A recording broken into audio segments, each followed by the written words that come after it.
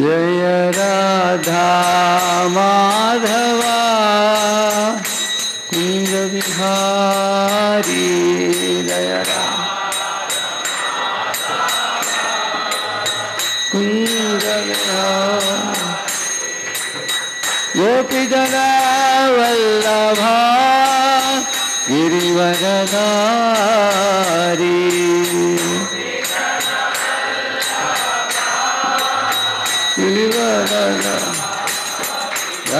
यशोदानन्दन व्रज जनरञ्जन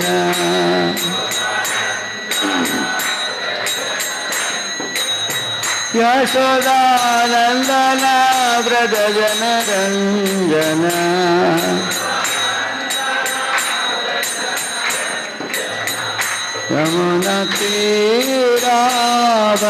यमुनतीरावनचारी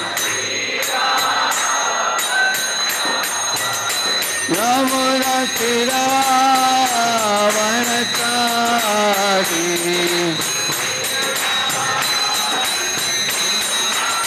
जय राधा माधवा कुंज विहारी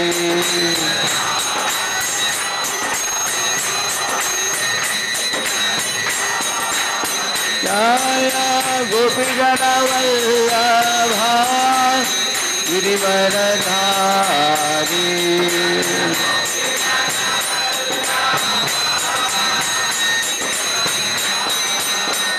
यशोदानन्दन व्रज जनरञ्जन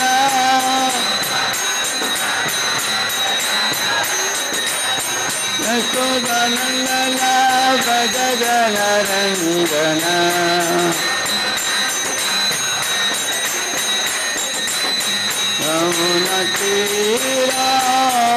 यमुनतीरावनचारी यमुनतीरावनचारी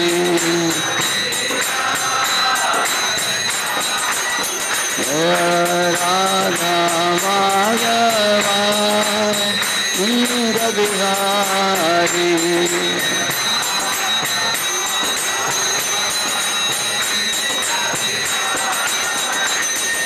हरे कृष्णा हरे Krishna Krishna Krishna Hare Hare Hare Ram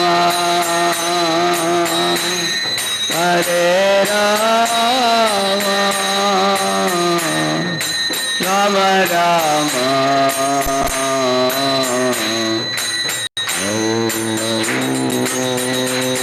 everybody together. Hare Krishna, Hare Krishna, Krishna Krishna, Hare Hare, Hare Rama.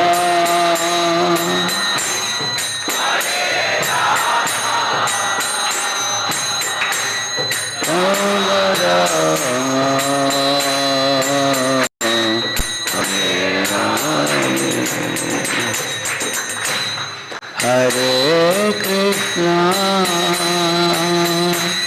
Hare Krishna, Krishna Krishna, Hare Hare, Hare Rama, Hare Rama, Rama Rama, Hare Hare, Hare Krishna,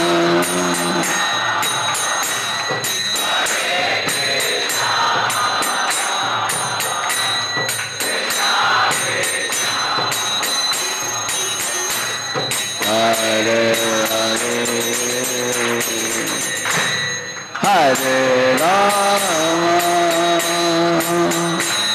Hare Rama, Rama Rama, Hare Hare, Hare Krishna, Hare Krishna, Krishna Krishna, Hare Hare, Hare Rama, Hare Rama, Rama Rama, Hare Hare, Hare Krishna, Krishna Krishna, Hare Hare, Hare Rama, Hare Rama, Rama Rama, Hare Krishna, Hare Krishna, Krishna Krishna, Hare Hare, Hare Rama, Hare Rama, Rama Rama, Hare Hare,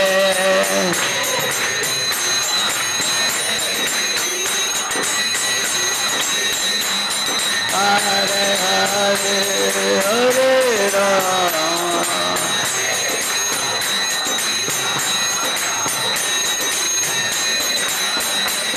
Hare Krishna, Hare Krishna, Krishna Krishna, Hare Hare, Hare Rama, Hare Rama, Rama Rama, Hare Hare,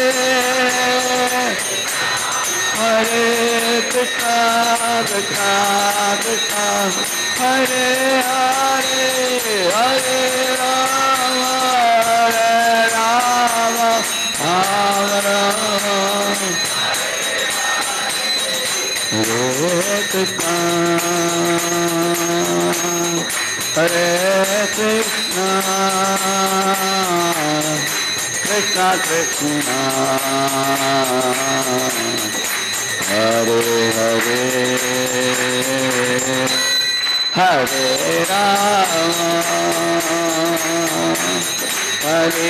Rama, Hare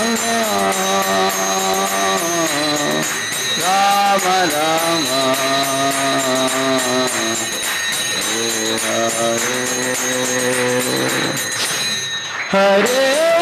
Krishna, Krishna Krishna, Hare Hare, Hare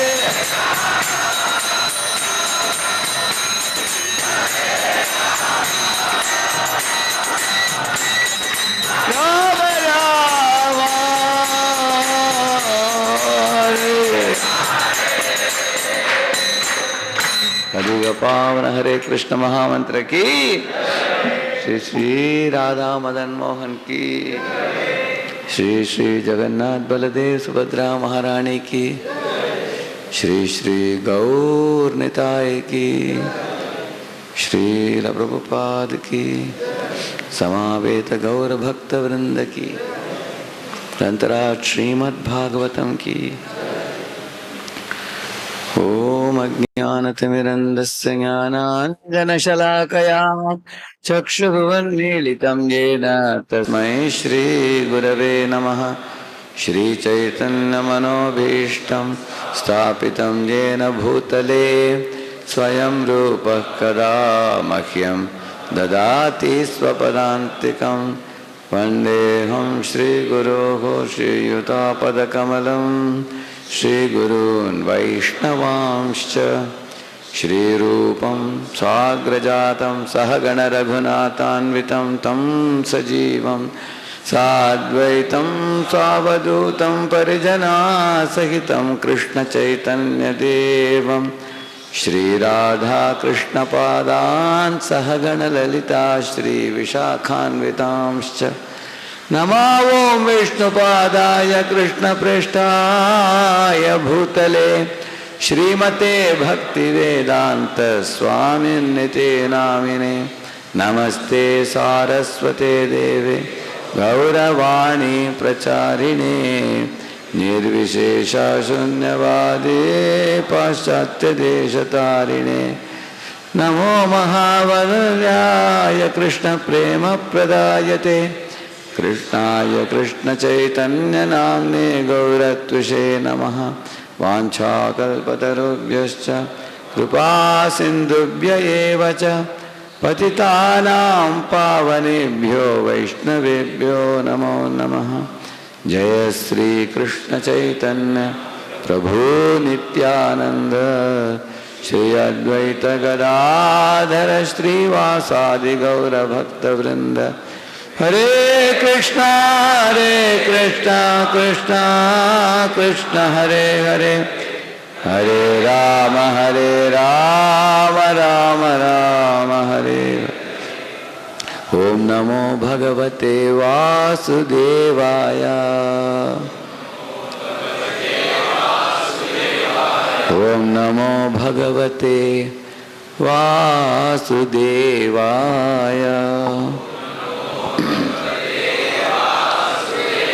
ओम नमो भगवते वासुदेवाय।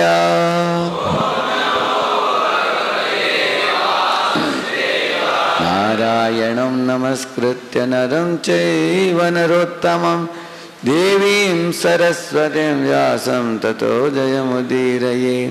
नष्टप्रायेष्व भद्रेषु नित्यं भागवत सेवया भगवत्युत्तमश्लोके भक्तिर्भवति नैष्ठिकी। कृष्णाय वासुदेवाय देवकी नन्दनाय च नन्दगोपकुमाराय गोविन्दाय नमो नमः। Welcome all of you for the Saturday meeting. I had given the heading from enjoying spirit to service spirit. That's the topic I had given.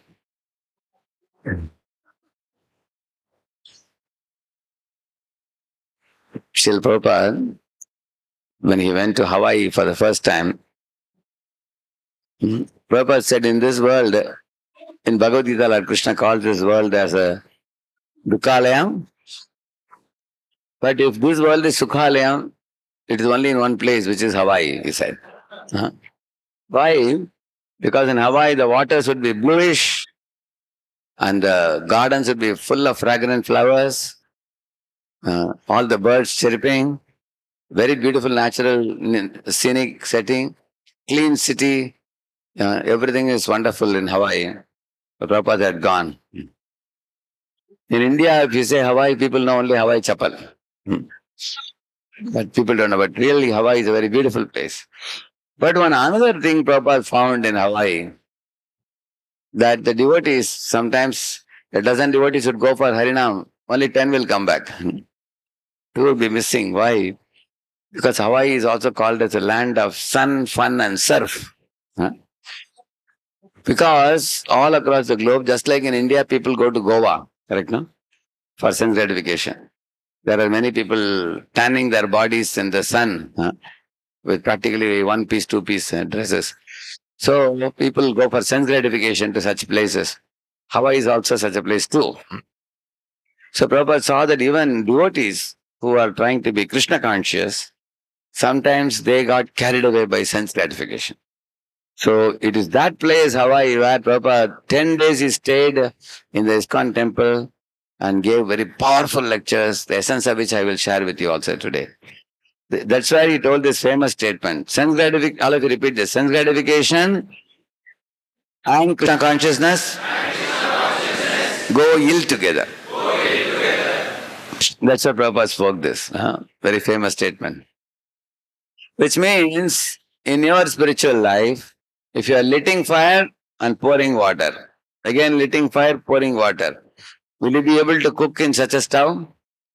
And that's what many boys try to do when they become devotees. When you try to become devotees,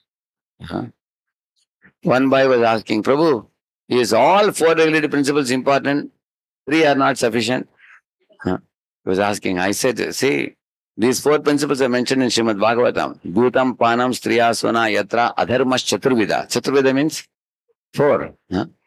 So Prabhupada said we cannot compromise on this. Huh? All the 4 should be followed. So, see, although Krishna gives facilities, he does not want us to suffer the so-called enjoyments of the material world, Prabhupada says. See what Prabhupada is speaking here. So long as one will be engaged in sense enjoyment in different varieties, he will have to remain within this material world. So how many of you don't want to remain within this material world? You want to go back to Godhead, correct? So he says, that means what is the solution? He says, if you are going to be engaged in sense gratification in different varieties, you will have to come again, he says. We want to enjoy this material world. Therefore, he has given us full chance. Yes, you enjoy. But it should be stopped. If you want real life of eternal enjoyment, if you don't stop material enjoyment, then you will remain here. Bhutva bhutva praliyate. You have to take birth according to your desire, either as Brahma or as ant, as a cat, as a dog, as a demigod, and according to your capacity, Krishna will give you. All right. Ye tama prapadyante. If you want from Krishna sense enjoyment, he will give it to you. He will give you all facilities. But Krishna does not want it. Krishna says, Sarvadharman parityajya mamekam saranam bhaja. That's his mission. You will never be happy in this process of sense enjoyment. You see, Krishna is capable of giving you anything and everything because he is the Supreme Lord, Supreme Truth. But sometimes we want sense gratification. Krishna is not happy. But when we repeatedly demand, then Krishna says, okay, take it. But he's not very happy. Like a mother saw a child was demanding, a small kid was demanding cocoa chocolates. Mother said, hey, already you have eaten so much. Your 4 teeth are gone. But if you eat more, further tooth will be gone. But the boy was telling, it's all right, I still want. He was very mad. Then she told him, okay, take this money, go. After you lose 4 more teeth, you will realize. So sometimes mother or father is not very happy to allow you, but they allow you reluctantly. Correct, no? Like that, Krishna allows us certain impure desires that we demand him to give us in this world. Therefore, Krishna knows by indulging in those things, we will come again and again in this world, repeatedly. So somebody is asking, oh, if I am smoking cigarette, I think that is also ultimately arranged by God only. People say, Nadatte kasyachit papam nachaivam sukritam vibhuhu. Krishna clearly says, for your sense gratification, you are indulging in various activities, I am not responsible for it. Krishna clearly says, Nadatte kasyachit papam. I won't take responsibility for it. It is your desire and you will have to suffer karmic reaction for those actions. Now you may say, then why are you granting it for me? You should not grant only. Correct? Now some people argue like that. Then God should keep only the good things. There should not be any bad things. So that is why you have to understand the philosophy of spiritual life very, very deeply. I'll give you an example, try to understand. See, one father was riding on a horse around the very big ground, 3-4 times on the sun side. And he said, Papa, you get down from the horse and put me there. Now I also want to gallop in the horse. Is it safe to put the small boy? Father said, Beta, you can't do it. The horse will run fast, it will throw you and you will break your head. But the son didn't understand. He said, no, you are riding, why can't I ride? I am also like you. But then the father was wondering what to do. The father said, okay, Beta, we both will sit together and we will ride together. The son didn't agree. Son said, what is this? You will ride and I will be just sitting. But I want to ride. You get down. Again the son was crying, making nuisance. Then the father thought, how am I going to pacify this son? If I can't put him alone, he doesn't want to sit with me, he wants to imitate me. In the same manner the Jivatma is imitating. He says, Krishna, everybody is attracted to you in the spiritual world. So put me in the center, I will play your role. Krishna says, hey, you can't play my role. How you can play the central role in spiritual world? You are only a part and parcel. A part and parcel cannot play the role of whole, the supreme enjoyer. But when we are very adamant, then what the father did, he gave the boy a wooden horse and told him, better now your own. And the son was so happy. Okay, Papa, you have your horse, I have my own horse. I will enjoy myself. So, of course, when I was a small boy, I also had a wooden horse, colorful horse. It has 2 years, this like this. It goes like this. Only thing is, you will never progress. In the same place, you keep doing like this. So, and most amazing, when we were small kids, I used to tell my friend, hey, friend, you also come and sit. We both will ride. But then both of us are riding in the same place. Sometimes you put a bag also in the ear of the horse, as if you are going to go somewhere. So, this wooden horse doesn't progress anywhere. In the same manner, he has given us this body which is compared to the wooden horse. Okay, you go to the material world, take this body, you wanted to enjoy independently and you wanted to be the center. So in this world you will see all living beings want to be at the center. They want to be the enjoyer. You can see when we look into the mirror, we see how I look like. People see like this hairstyle. You've seen that people say, how is my mustache? You've seen that? Why? Because everybody wants to be the most beautiful. Correct, no? And they see from different angles and people take selfies and people, what all they do. Similarly, everybody wants to be the richest or not. What do you say? Yeah. If you ask anybody, you want to be Lakpati or Karudpati, he will say, whatever maximum is possible, I want to be that. Correct, no? People, that means Krishna is Lakshmipati, the Jiva also wants to become Lakshmipati. Even Ravana wanted to take away the Lakshmi, Sita, and possess her. And Ram I don't want. Only Sita. That means the Jiva wants to imitate God. He wants a kingdom of God without God. So Ravana wanted only Sita, he didn't want Ram, you see, because he wanted to enjoy Sita.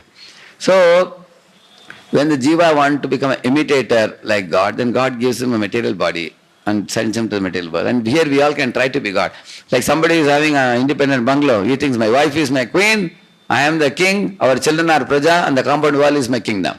So it's a small kingdom, that's all. And somebody is controlling an office, I am a CEO, I have 500 employees with me.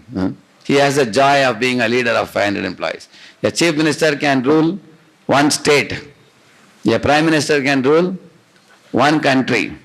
Everybody is a controller, but everybody has a limit of control. You cannot, like prime minister of one country, can he control people of another country? He cannot. He has a jurisdiction. And the earth has 8 billion population with multiple states, multiple countries. And they are all ruled by different leaders. In Yudhishthira Maharaj's time, Yudhishthira Maharaj was the leader of the whole globe. But still it's only one globe only. What about the upper planetary systems, lower planetary systems? They are all ruled by many. And Hiranyakashipu thought, I want to be controller of everybody. From all the 14 planetary systems. Ekarat word is used. So even though he became a Ekarat, a singular king for the entire Brahmanda, he wanted to be like Brahma, the first created living being. So he could only rule for a short time. After that, Lord Narasimha came out of the pillar and finished him. So nobody can be permanently the central figurehead enjoyer. The reason is, it's not that you cannot enjoy. You can enjoy, but your enjoyment comes by service. Our enjoyment comes by service. How? You may wonder, really, nobody in this world likes to serve and get enjoyment, because when you join a company, when your boss is away for 1 week, you are very happy. Oh, thank God, I can be free. But the reason for that is what? Your boss tries to exploit you to do more work, so you hate the boss. And similarly, the employee tries to escape doing more work so that he can relax in the company and then do more outside work and make more money. So who is exploiting whom? Both employer and employee both try to exploit in this world. And that is why servant and master relationship in this world is very bad. Nobody likes it. But in the spiritual world it's not like that. Like Krishna and Arjuna. Krishna is master, Arjuna is servant. But who is driving the chariot? Krishna is driving the chariot. You can see that. So it's a very sweet and transcendental relationship. So the jiva has forgotten that relation. He has come here, so he's trying to enjoy here. So Prabhupada is saying, how does he enjoy? The jiva becomes so low class that he wants to enjoy stool in the ditch like a pig. Krishna is not very happy. Still Krishna super soul goes with the jiva to in the pig's body also. See, Prabhupada is saying here. So one day morning, when Prabhupada was in Hawaii, he went with the devotees for the morning walk in the seashore. So there he saw morning 6 o'clock, a young boy was doing surfing in the water. And then later on at 1 o'clock again, Prabhupada found him post lunch. And Prabhupada asked, what this fellow is doing? Devotee said, Prabhupada is surfing. What? Is he suffering? He asked. So devotees said, no, Prabhupada, that is called surfing. And the next day morning in Bhagavatam class, Prabhupada said, our devotees, they are calling him that he is surfing, but I call it suffering. And then Prabhupada said, why?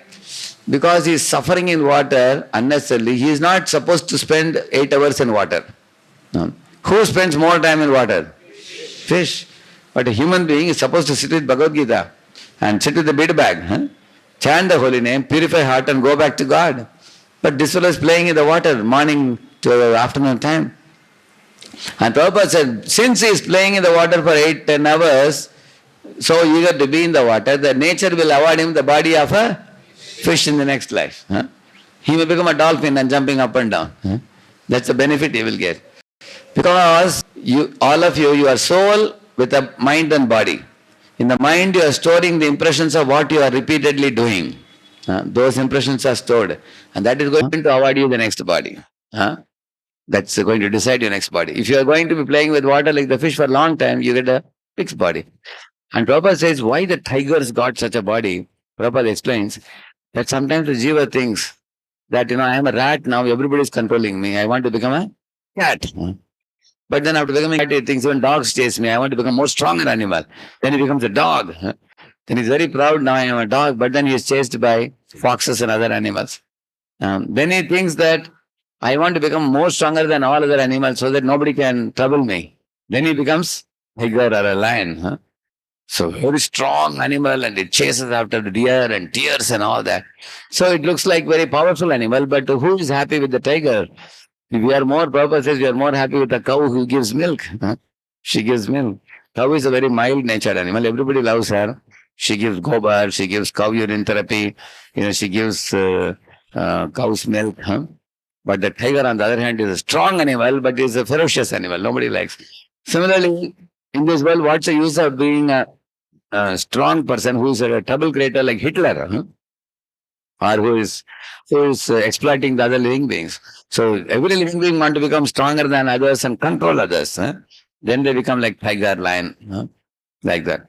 So in this way, Prabhupada says that we all are preparing a consciousness to occupy some body in future. When you die, the body lies down and the soul comes out with the mind. In the mind, you have certain propensities and desires you have stored, and that's going to put you into another body, according to your mindset. That's what Prabhupada said.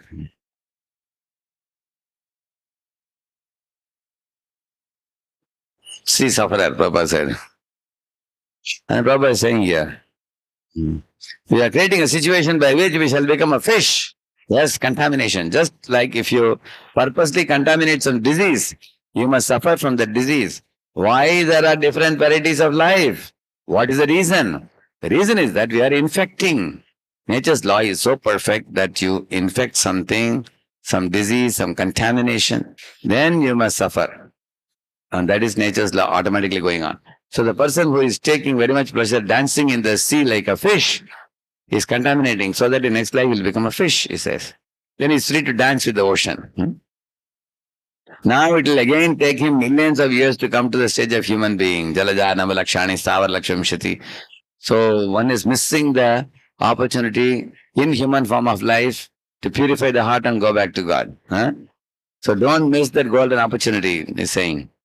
And then Prabhupada said another point, self-test for advancement in Krishna consciousness. How many of you would like to test yourself whether you are advancing or not? Now here is self-test. See what Prabhupada says.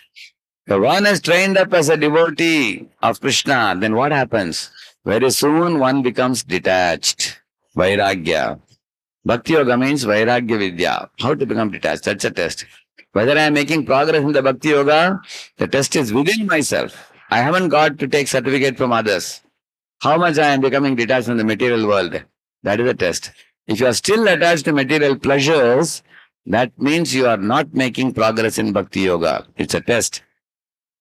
And then Prabhupada said, Prabhupada knew well the tendency of conditioned souls to shrug off others' criticisms. He therefore prescribed a self-test for discerning our advancement in Krishna consciousness. We should honestly examine our own position, he says.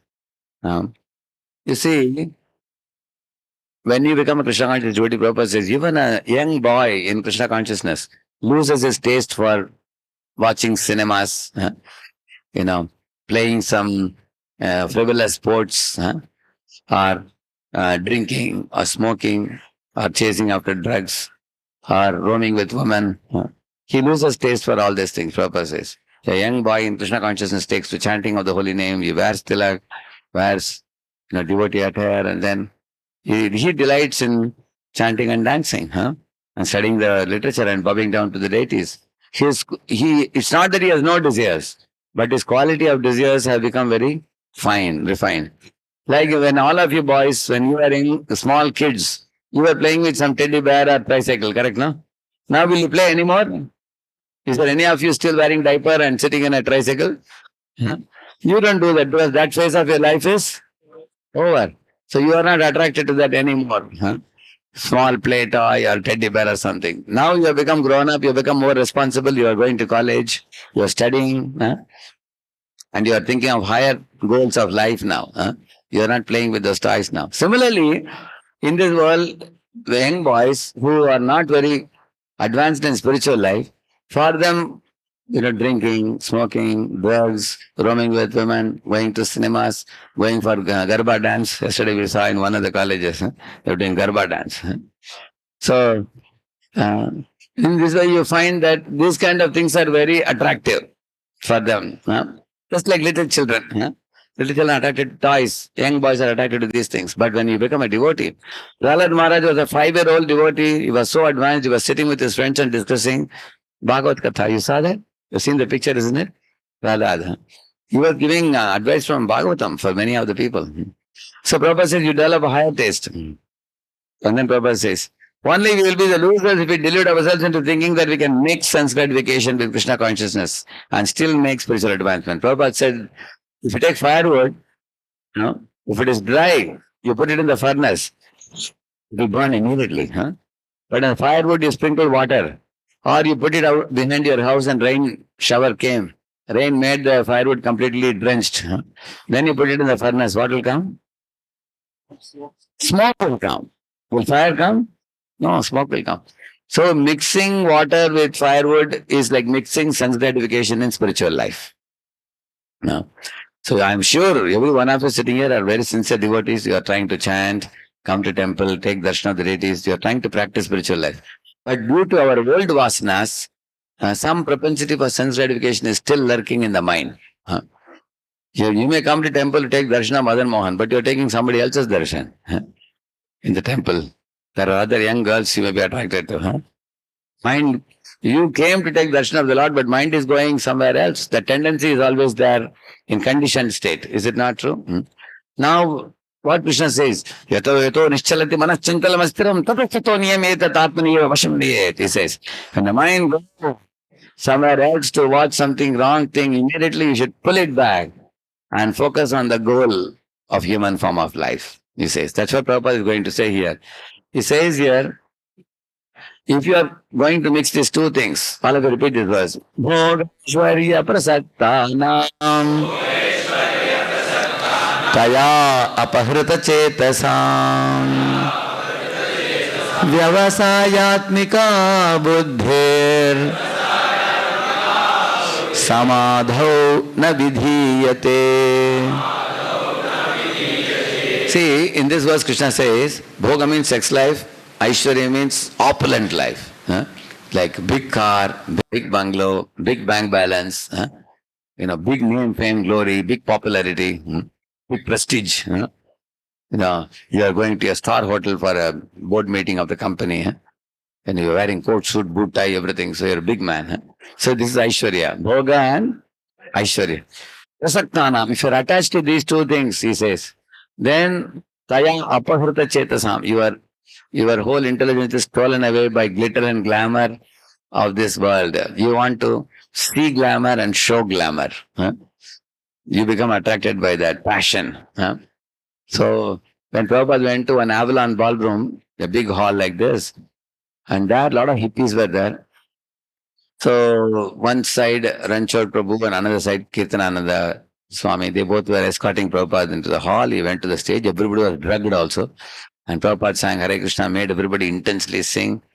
And when Prabhupada was coming out, there were, flashy cars, and boys and girls were going in cars for sense gratification. So Ranchod Prabhu, who was with Prabhupada, he looked at them and he became disturbed in the mind. Although he went to the ISKCON temple with Prabhupada, he took some money and returned back to Rome with somebody. In this way, it shows that even though you may be a devotee, that old tendency, poisonous tendency to enjoy is not gone. That tendency is still there in us. So there is a tendency to behave like an animal, tendency to behave like an angel. So you have to feed the angel and drive out the animal.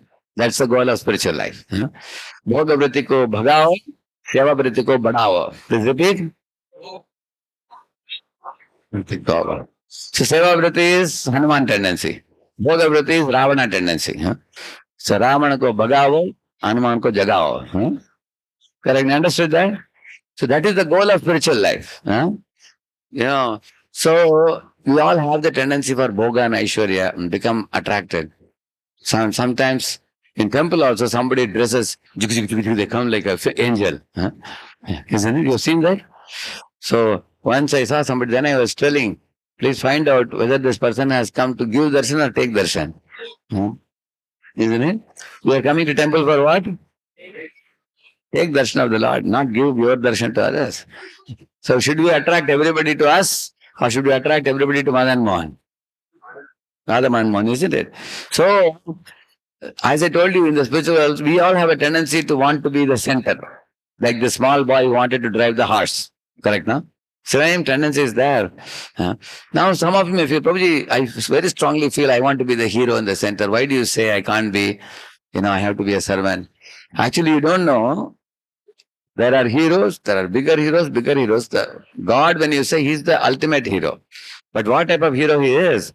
He has a Sachidananda body, spiritual body, which never perishes. That body never perishes. In the battlefield of Kurukshetra, Krishna had completed 125 years. Do you know that? But he looked like a young boy like all of you. He looked like a 16-year-old boy, although he had spent 125 years in the planet. So therefore it is said, Adyam Purana Purusham Navayavanam cha. It is said. Purana Purusham means he is not like the Santa Claus with a long white beard. He is Purana Purush, but he is also Navayavanam. Navayavanam means what? He is young and youthful.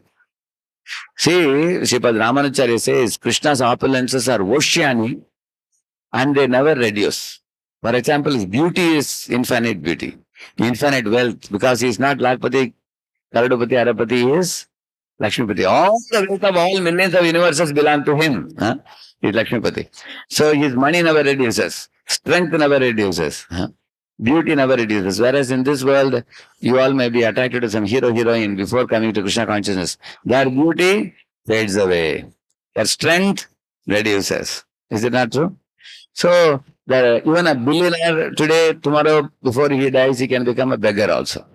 If you go to France, there's a big murti of Napoleon, below which it's written, Napoleon is France, France is Napoleon. Like that it's written there. He was a big hero. But anybody knows what happened in the last part of his life? He was captured by his enemies. He was taken to a place called Saint Helena, where he was fed with horse urine. And the last part of his life, he died there only. Helplessly, like a slave. So he may be a big hero. Many heroes become zeros. And even if nothing happened like that, you find the big heroes. In my times, the biggest cricket hero was Sunil Gavaskar and Kapil Dev, two people. But now where is Sunil Gavaskar, Kapil Dev? Now you all have new heroes, Kohli or, Sachin Tendulkar. Who else? Yeah? Who is that? Great Sharma? Rohit Sharma. Okay, Rohit Sharma now. Now 30, 40 years after now, Rohit Sharma and Sachin and Kohli, what will be their situation? They'll be wearing cap and giving commentary. Is it true or not?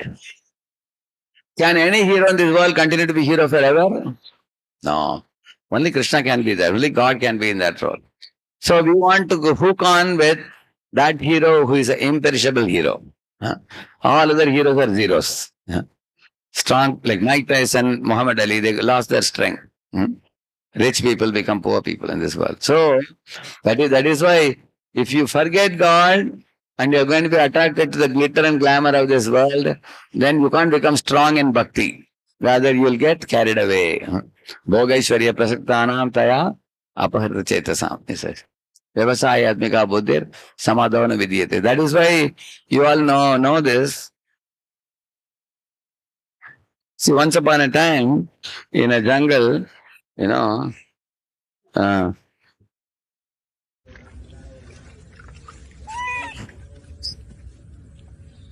sorry.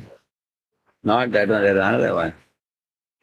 And puts a sweet bait into the pitcher and then ties this pitcher.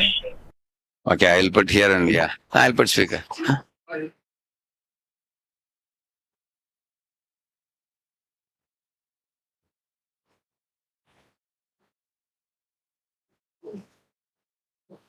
Speaker now.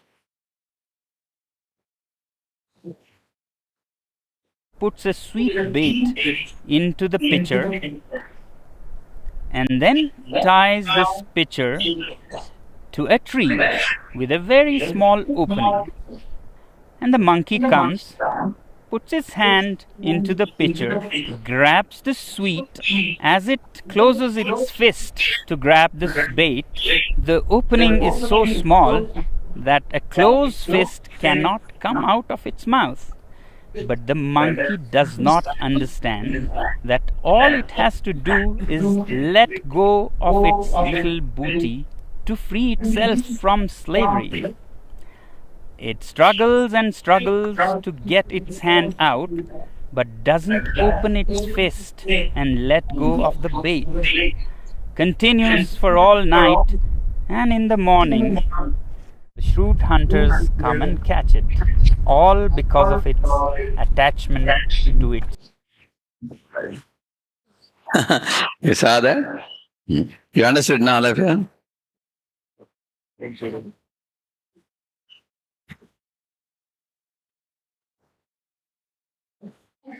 Mouse in the jar story. A mouse was put at the top of a jar filled with grains.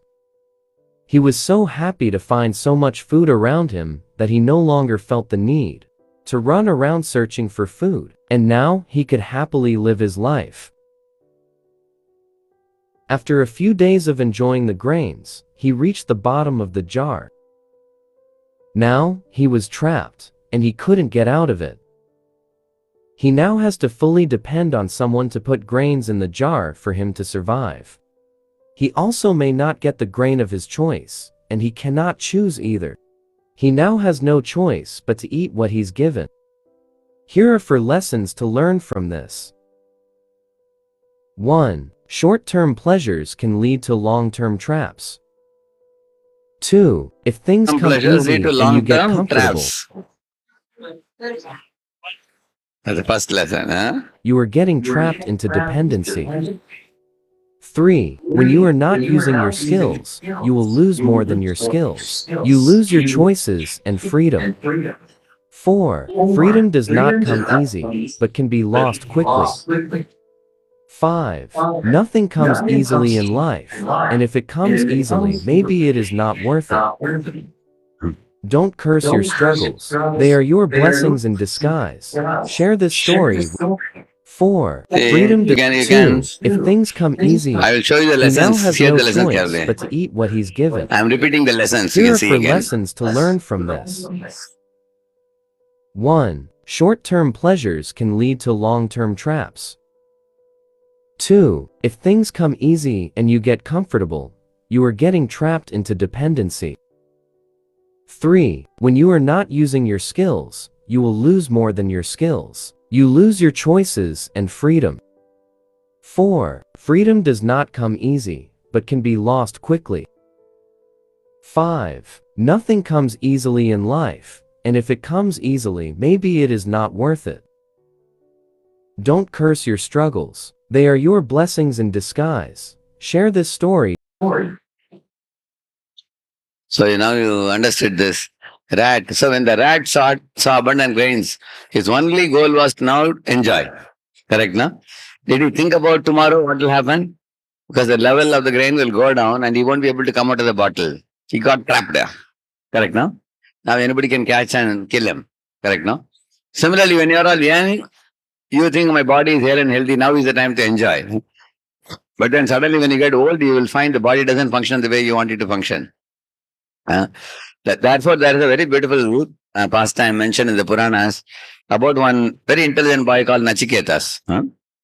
This Nachiketas, when his father Vajasrabhas was giving away charity, he was going on talking to the father in between. Father got irritated and told him, boy, if you are going to disturb me like this, I will hand you out to Yamraj. Like that he just casually told. But sure enough, in the same queue of people receiving charity, two Yamadutas with horns, they also joined. When their turn came, the king asked, what do you want? They said, we want your son. And the king was shocked. And they said, just now you promised that you are going to give your son away to Yamaraj.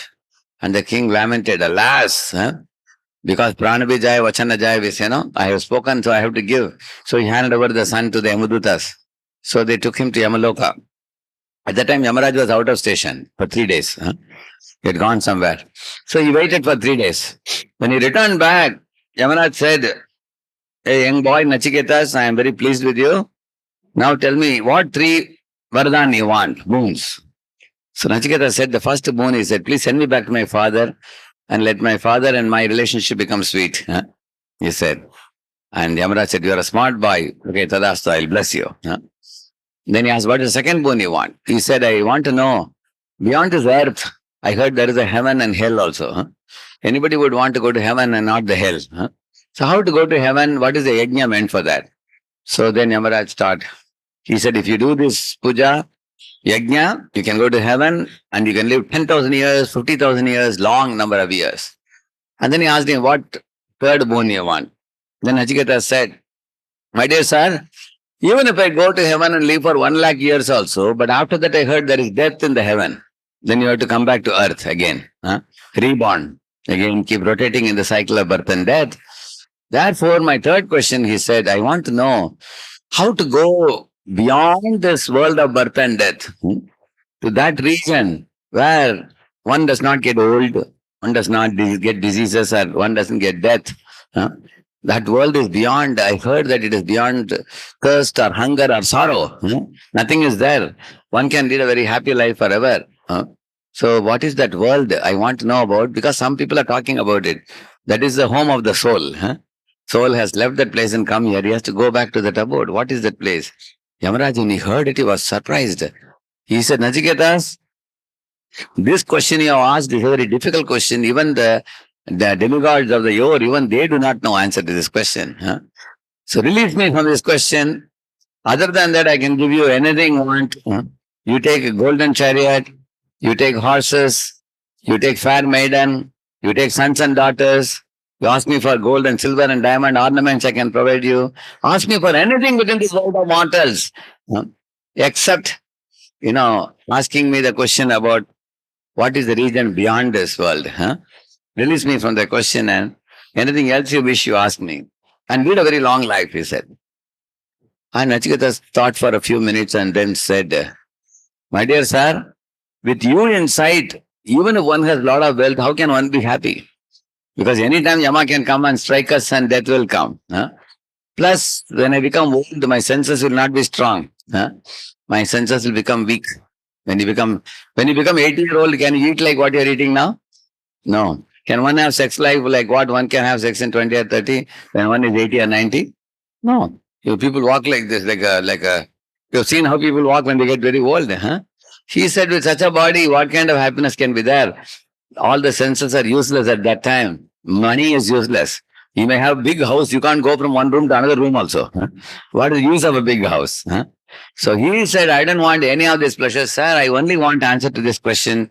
Please tell me. Then Yamaraj said, you are a serious student. You are coming for the Saturday program. Yeah. So now I will give you the answer, he said. He said there are two roads.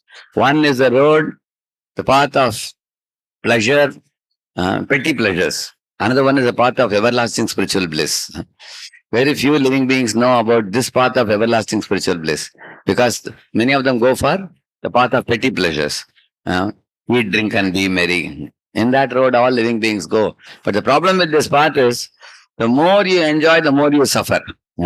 Every material enjoyment comes with some kind of suffering.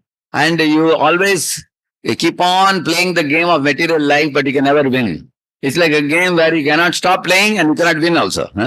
Keep on rotating in the cycle of birth and death again and again, millions of lifetimes.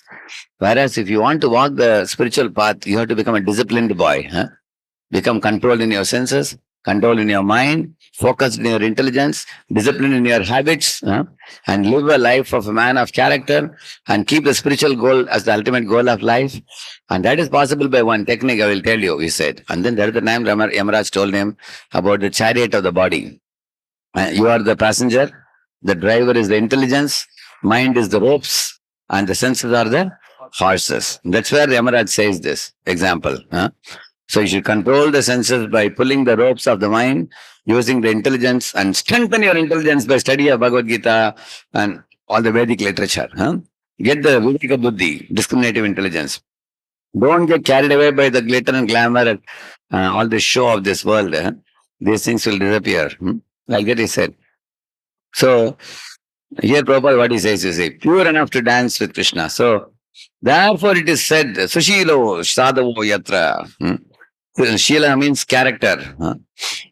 So because Krishna is Parabdhamma, Paramdhama, Pavitram, he is supremely pure. If you want to enter Krishna's abode, you also have to become pure. Like if you want to enter fire, then you have to have a fiery body. Similarly, you want to enter the pure spiritual world, we have to become pure. We can't keep ourselves impure. If you want happiness, then you have to dance with Krishna. But you cannot dance with Krishna if you are not pure. He's saying Krishna is supremely pure, Pavitram. And then he's saying, see, one can have marriage to beget nice children under Guru's order. One can be trained up as every child should be trained up as a brahmachari. Then when he is completed training as a brahmachari, then if he likes, he can enter married life, which is a concession for sex life. But it's not required. You find the Vedic literature, there are so many Naishtika brahmacharis, he's saying. And also Upakurvana brahmachari means he will take brahmachari training but later get married. It's called Upakurvana brahmachari. Then he marries to beget nice children and everything. So, Sushila, Mitabhok, Daksha, Shaddadano, Jitendriya.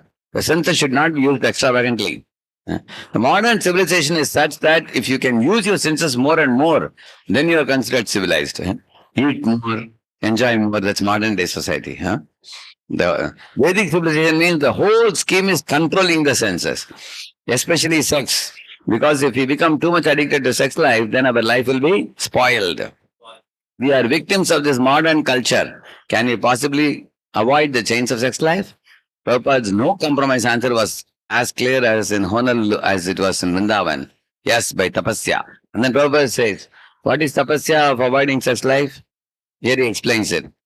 Performing tapasya is difficult, but the recommendation is tapasa brahmacharyena. From brahmacharya, tapasya begins, celibacy, no sex life. If one becomes agitated by seeing a beautiful girl, or for a woman, a beautiful boy, that is natural. Young boy, young girl, they are naturally attracted. It is not surprising. But tapasya means, I have taken vow, no illicit sex. Even if I am attracted, I shall not do this. That is tapasya. An animal cannot take vow. Can a dog in the street say, I will be a brahmachari? Can he do that?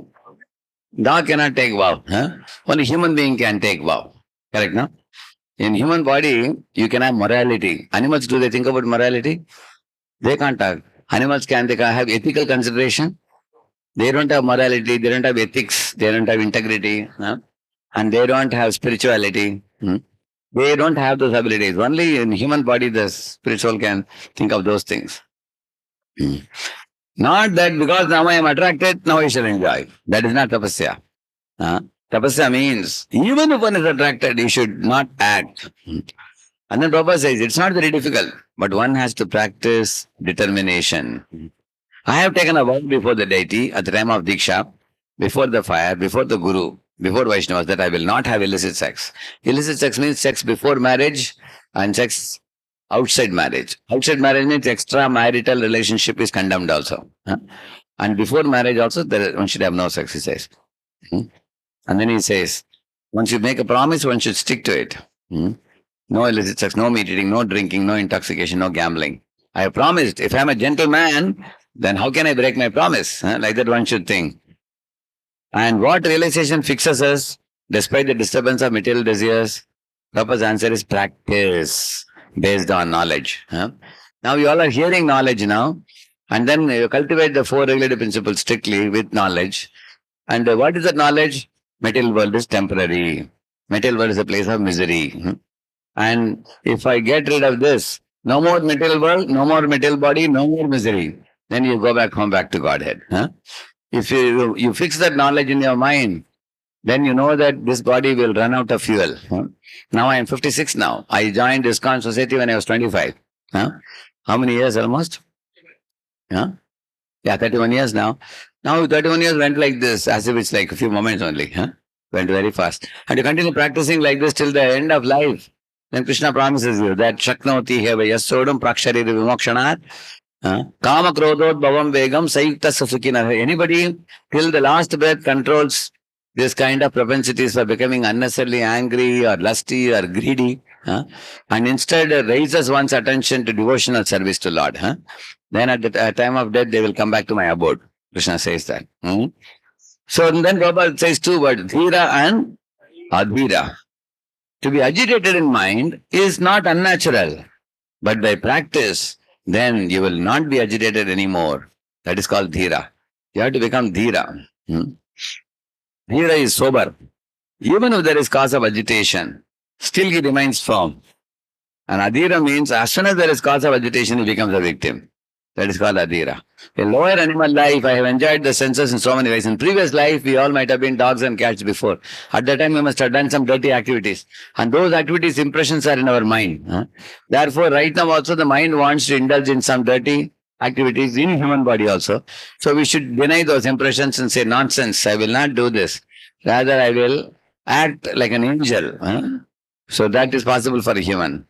Like you see, the aeroplane and a car, both can go in the runway.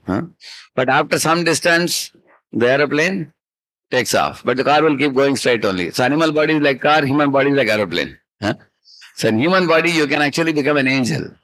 Then only you go back to Godhead. Unless you behave like an angel purely, how can we go back to Godhead? If our activities and animalistic activities are same, then we keep coming again and again in this world. Prabhupada is saying even the hogs and pigs have got the facility for sense enjoyment. They do not even care who is who. Sometimes a pig, eats stool and tries to enjoy sex even with sister or mother or daughter also. He doesn't care who is who, he is saying. That is hog life, he is saying. There is no discrimination. And the monkeys, they are also enjoying sex life. So everyone enjoys sex life. So why should I, who have got this valuable human form of life, act like hogs and dogs? Thinking like this is called tapasya. Actual knowledge impulses to perform tapasya. Voluntary acceptance. What we all should think, in millions of bodies, I have been doing the same old activities. Eating, sleeping, mating, depending. See, sometimes a young boy looks at a young girl and he starts imagining that we two are the only one existing in this world. I am the hero and she is the heroine, and they start dramatizing like some cinema actors and actresses. But actually, similar romance is happening between cockroach and cockroachni also. Even more ni, share ni, cockroachni, billa, billi, kutta, kutti, everybody in this world. Same thing is happening. Imagine in your house, one female cockroach is attracted to a male cockroach with a big mustache. And that fellow is moving his mustache like this. And the female cockroach is going crazy. My lord, he is so beautiful. His mustache is so beautiful. And then you bring your jadu, both of them throw in dustbin. And the romance is finished inside the dustbin only. So similarly, the devatas, they will laugh at our so-called romance because in every creature, every body, the same attraction is there. And we all have done it already millions of times. Huh? In a dog's body, cat's body, cockroach's body, we have done it. Now we have come to what body? Human body. Why to repeat those things? If you want to repeat those things, eating, sleeping, mating, defending, then you are going to be born again and again. But if you are interested in devotional activity, then you get elevation back home, back to Godhead. How to become safe from Maya? So Prabhupada says, our main problem is sex life, because sex life is the basic principle of material life. Either you are a human being, a demigod, bird, beast, fly, fish, tree, plant. In every species, the basic principle is sex. You got books like Bhagavad Gita. Study, follow the practices, be a little sober. See, sober means what? Unnecessarily don't hang around the place where women are there. Because then, just like a dog starts wagging its tail when it is interested in eating or sex life. Similarly, if you also go closer to a woman, you will lose your balanced head, cool head. You will become a slave, gulam. You will become their servant. Therefore, don't get agitated yourself. Keep away from them, he's saying. Therefore, the deity worship is there. Along with deity worship, we should always pray, Krishna, kindly save me from the pitfalls of Maya. And he will do it. But if you want to cheat Krishna and cheat Guru, then you will be cheated. That's all. The Guru will not be cheated. Neither will Krishna be cheated. You will be cheated, Prabhupada says. Yeah. And then Prabhupada brought back again the question back to the individual devotee. Do you want Maya or do you want Krishna? Prabhupada asked. If you want Krishna, you must strictly follow the rules and regulations, especially the prohibitions against illicit sex, he says. In this way, Prabhupada inspired the devotees and warned them of pitfalls in the path. Prabhupada's classes at this time is also stressed on the need to forego our independent plans. So he said about the importance of surrendering to Guru and Krishna. He taught about that.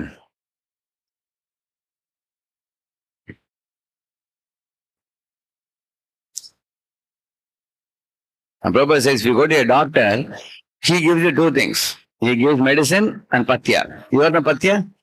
Patya means prohibition. He says, you should eat these medicines and these things you should avoid. Similarly, in our moment, what is the medicine? Hare Krishna, Krishna Krishna, Hare Hare, Hare Rama, Rama Rama.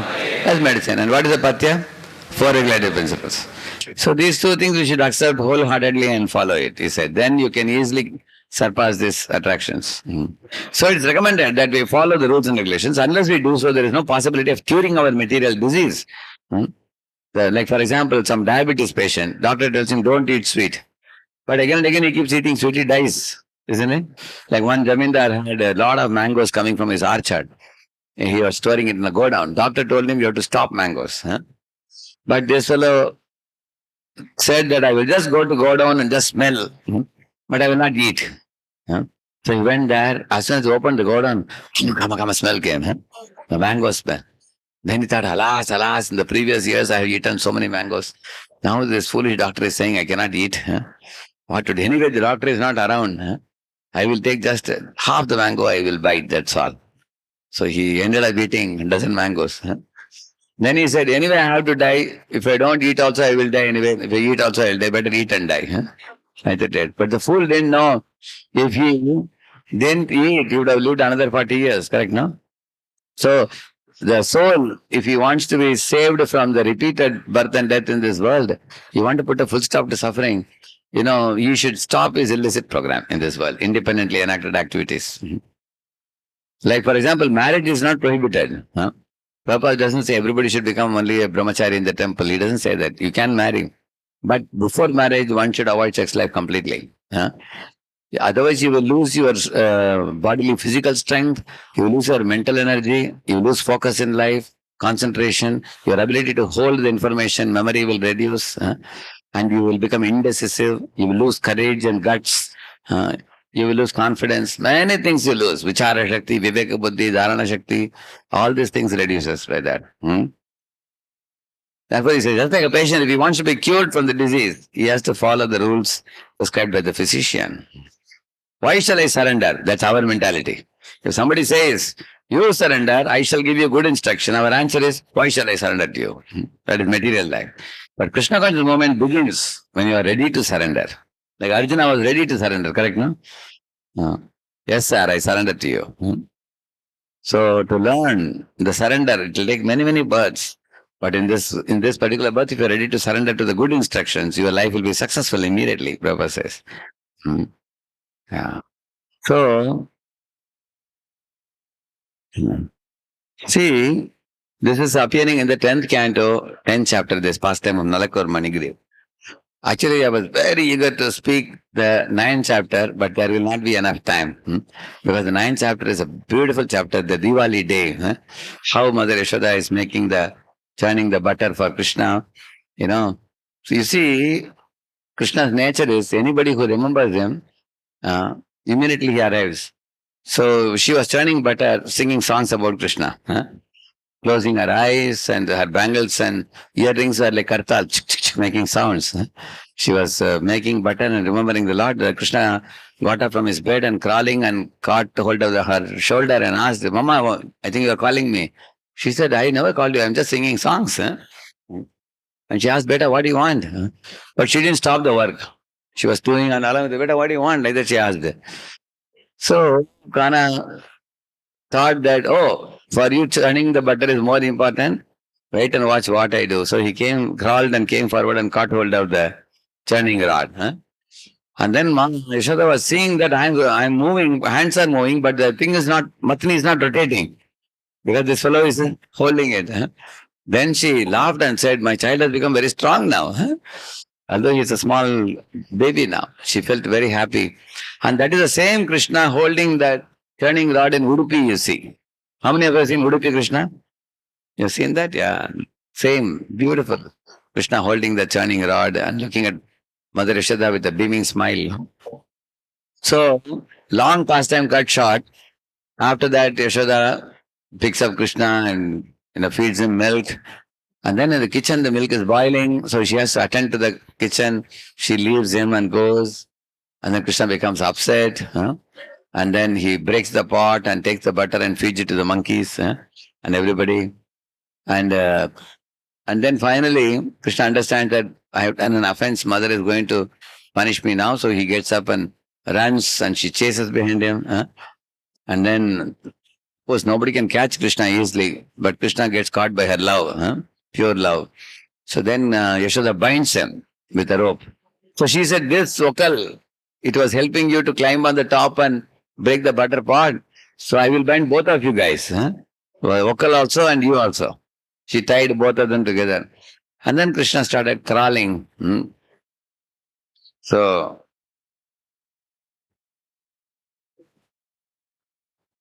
see? She's breaking the pot now, and he's eating butter.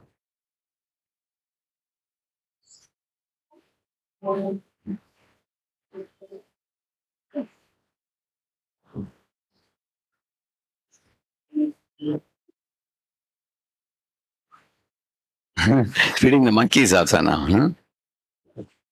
She has found out where is this fellow.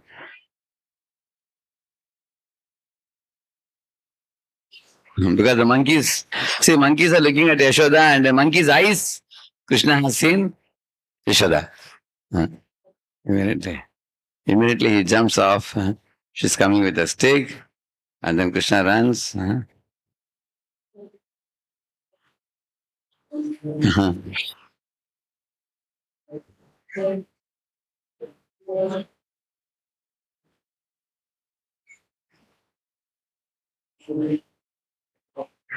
She was wondering how to bind. She was not able to bind for a long time. Then she collected multiple ropes from all the gopis. And Krishna also, actually why Krishna was not bound? Because he has a desire to steal butter in different homes. So his Vibhuti Shakti was not allowing her to bind. One of the Shaktis of Krishna was not allowing her to bind. Finally, Krishna saw perspiration in mother's face and felt pity for her. Finally agreed to get bound. She bound him now. And then Krishna saw those two trees. As soon as he saw the two trees, he remembered Narada. I'll tell you why, very soon it will come. Then he said, Narada has predicted something, so I should go between the two trees. So then he goes, see? Yes. He's toppling it. And the coward boys are watching Krishna go between the two trees. Now he is pulling it.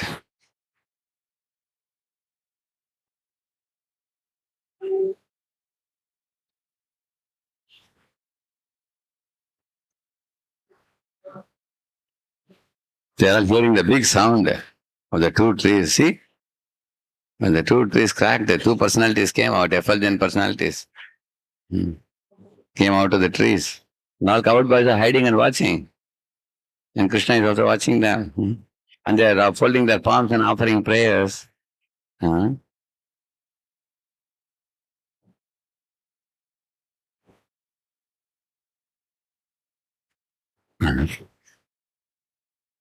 They are ascending to the heaven. Huh? See? And the covered men and covered ladies are asking, hey, how did these two big trees fall down? And the coward boys are saying, Krishna went between the two trees with okal and it broke. And other gopis are saying, why are you asking children? They can't understand these things. Huh? How can two trees fall by the pulling of a grinding mortar? Huh? They're asking. So in this way, this is a pastime. Krishna picking them. See, both Nalakur and Manigriva are going back to, they are going to heaven. So that's a pastime. But the pastime has many important lessons. See, Parikshit Maharaj is asking, who are those two fellows who came out of the two trees when the two trees cracked? Huh? So now Shukadeva Goswami is going to tell the background of these two fellows. Huh? You know, what abominable actions Manigriva and Nalakur did for them to get the tree's body. Huh? So here he is saying, you see, they were sons of a very rich personality whose name is Kubera. You all know he is the Kajancha, the treasurer of the Devatas. Huh? And he was living in the Himalayas, in Kailash, next to Shiva's abode. So Kubera was actually a very favorite friend of Shiva, and he would go and spend time with Shiva for association. So he was taking Vaishnava association of Shiva, and he became very sober and advanced. But his two sons, two kids, they were only claiming that we are Rudrasya Anucharav. We are Anuchar of Shiva, but they were not associating and taking advantage. And also they were sons of Dhanada. Dhanada means Kubera. Dhanadaatmajau. So the word in Sanskrit is used, Sudruttau, which means they became very proud of their richness. One day, these fellows went to Mandakini Ganga, which is close to Shiva's garden. And they entered the waters, not only alone, with the liquor, liquor bottles in their hand, and also they entered with some devis, some apsaras, and all of them were practically nude, no clothes in their body. So that was that. And they were misusing their position. They were drinking Varuni, accompanied by women singing for them, all of them. Their eyes were rolling in intoxication. So here Narada is suddenly in that garden, Narada arrived. And the women saw Narada and they got shocked. My Lord, suddenly they knew Narada is a great soul, a great devotee, and a renunciate brahmachari. So immediately women put on the clothes and they ran away. But these two fellows were too much intoxicated. Women were not so intoxicated. So due to that, they were still drinking and standing nude.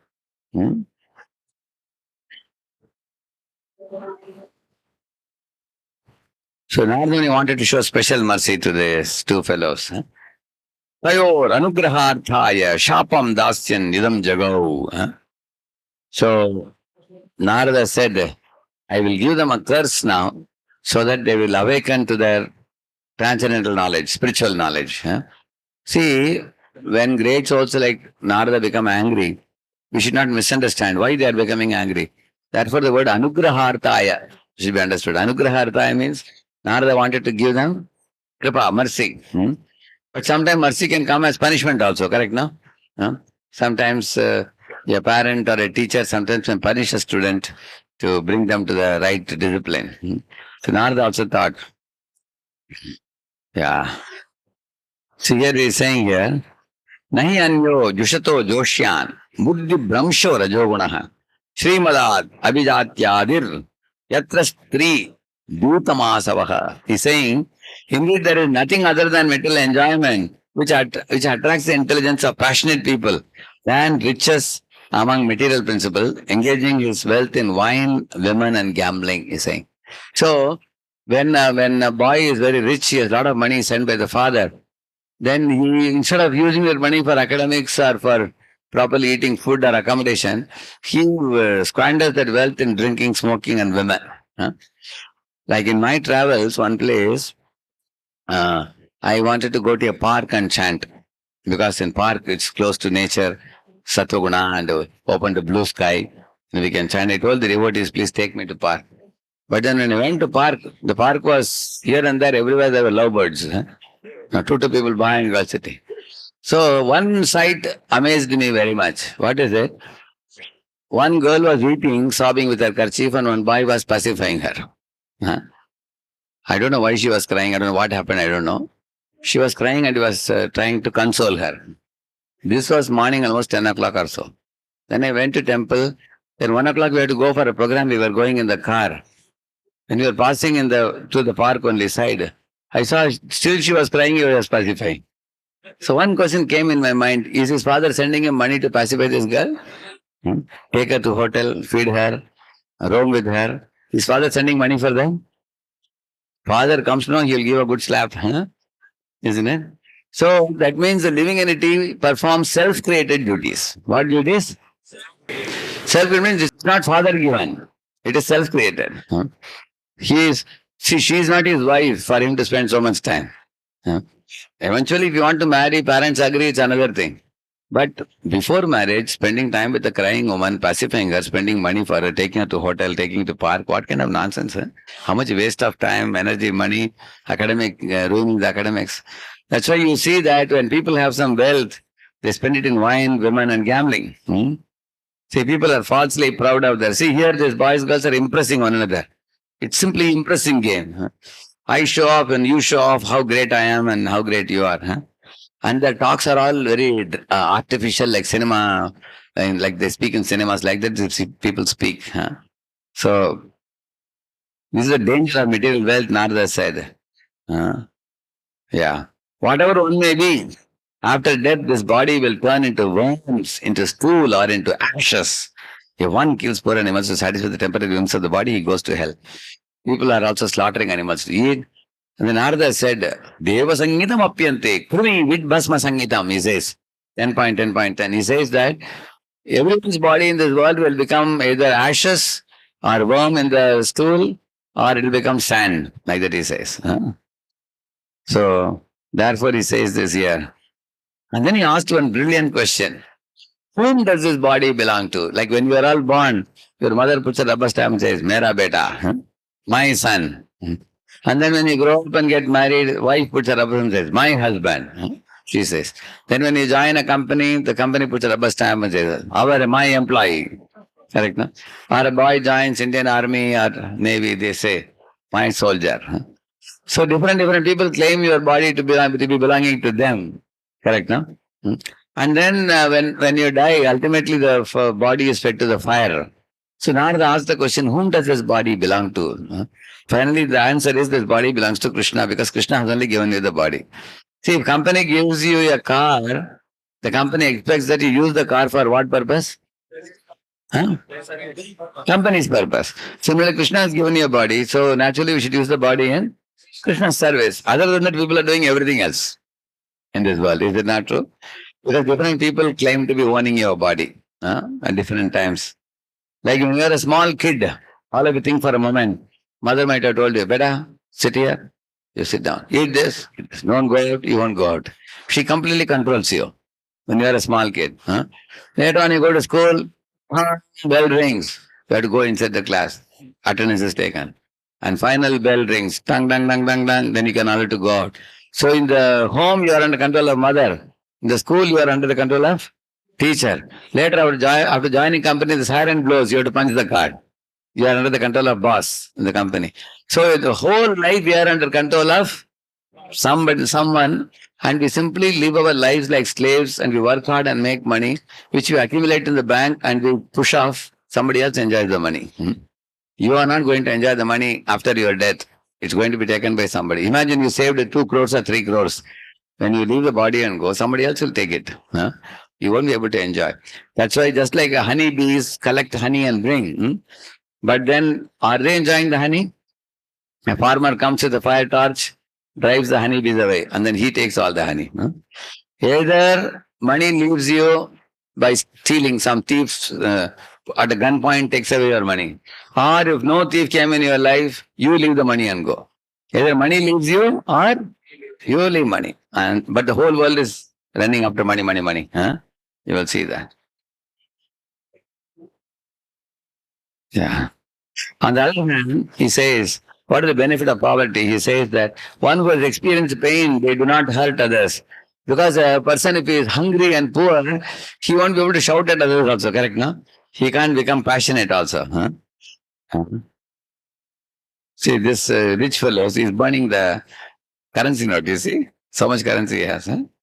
Yeah. This old man is wearing a crown as if he's a king. Already a white beard has come now. Isn't it? But he's imagining, I'm going to live here forever. Correct now, how foolish it is. The white hair is a signal that you have to quit very soon. Correct, no? On the other hand, he said, Daridriyam Paramanjanam, Narada said. That means if somebody is poor, see in a village, sometimes you go to some villages, the house door is also open. Whole night it is open. Why? Even if a thief goes inside, he won't get anything. There may be some beaten up pots, and thief knows even if you take it, it's not very useful. Doesn't go. And rich people's houses, they have a huge wall and big door, kutton se savdhan. Beware of dogs, they put all that. And 1 door, 2 door, 3 doors inside. Very difficult to enter inside. Still, after that, he keeps in bureau and he has a chabi gucha, he has a key bunch of 12 keys, keeps in his hip and goes to sleep. Suddenly, he gets a dream some thief is coming. He gets a shock in the middle of the night and gets up. And then again, he opens everything and checks, are the gold biscuits safe? So, a rich man with so much gold biscuits in his bureau is not able to sleep. And a poor man whose house door is open, he is peacefully sleeping. You can see. That's what he is saying. So Narada said, and in such a poor man's house, any sadhu baba can enter. There is no restriction.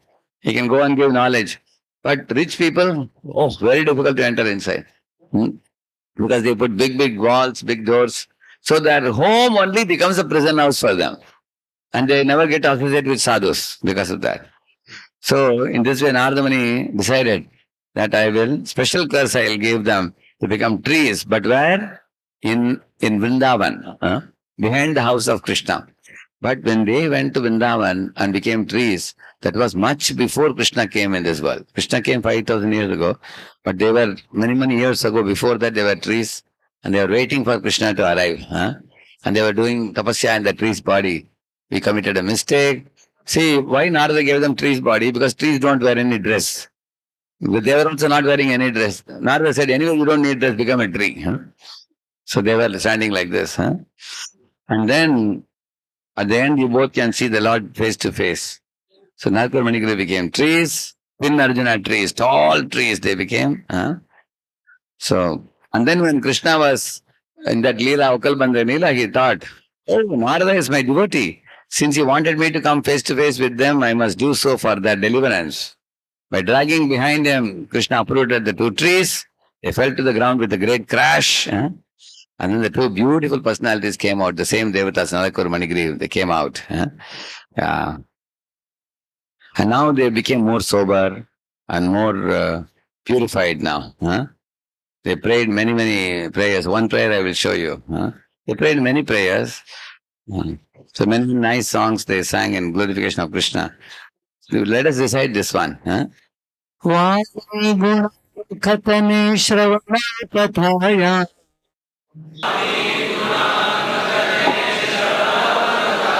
Hastau Chakarma Sumanastava Padayornaha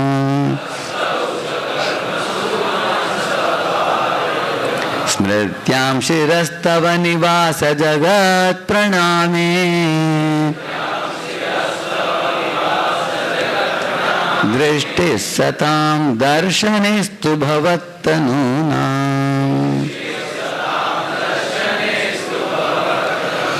So So now they became realized devotees now. Now they are saying, my dear Lord, earlier we were singing duet songs. Now we will sing your pastimes now, your leelas. Like what type of pastimes? Yashumati Nandana Brajavarana Yashumati Nandana Brajavarana Gokula Ranjana Kana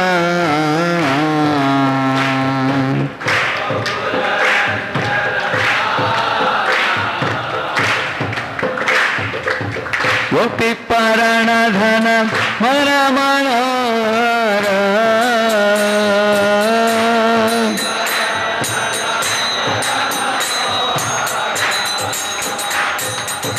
Kaliyada Mana Vedana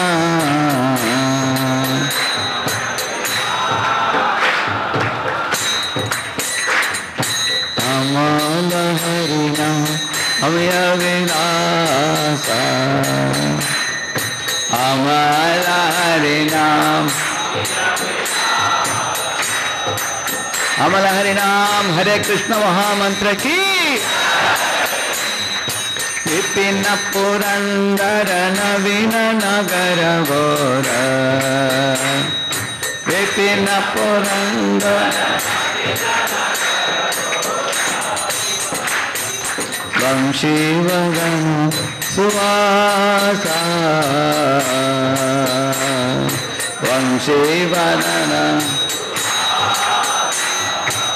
Vamshivadan Mullidhar Bhagwan ki Rajajana Palana Asura Kula Nashana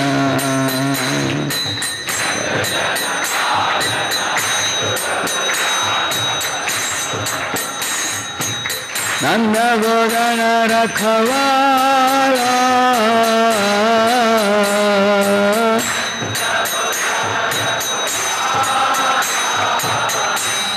Nanda Godana Rakhavale Gopal Bhavan ki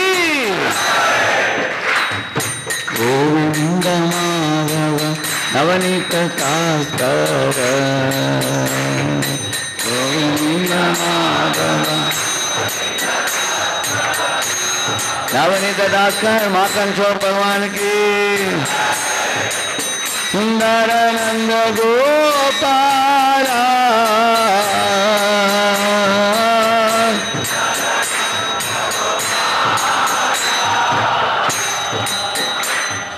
Yamuna Tapachara Gopi Vasana Hara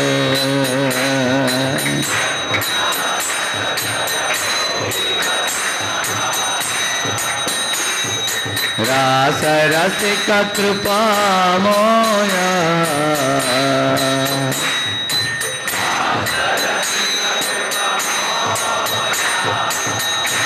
Shri Radha Ras Bihari ki Shri Radha Vallabha Vrindavana Natavara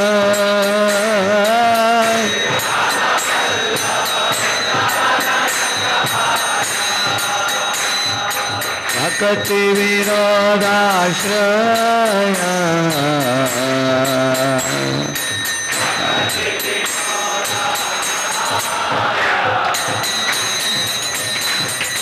Hare Krishna Krishna Krishna Hare Hare Hare Ram Ram Ram Hare Hare Hare Krishna Krishna Hare Hare Hare Hare Krishna Krishna Krishna Hare Hare Hare Rama Ram Ram Hare Hare Hare Krishna Krishna Hare Hare Ram Hare Krishna Krishna Krishna Hare Hare Hare Rama Ram Ram Hare Hare Krishna Krishna Hare Hare Hare Ram Hare Krishna Krishna Krishna Hare Hare Hare Ram Ram Hare Hare Hare Ram Hare Jaya Radha Madan Mohan Radha Madan Mohan Radhe Radhe.